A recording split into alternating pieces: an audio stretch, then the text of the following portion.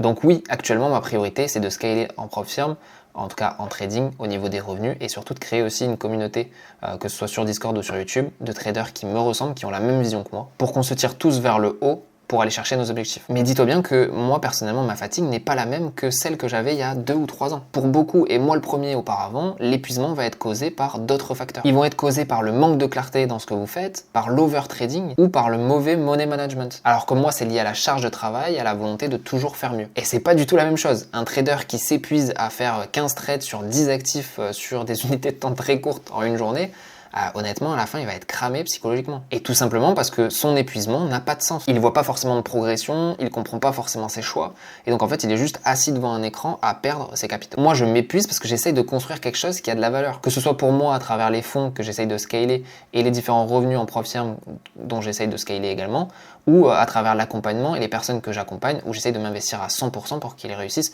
le plus rapidement possible. Et tout ça a un sens, et donc ça change tout psychologiquement.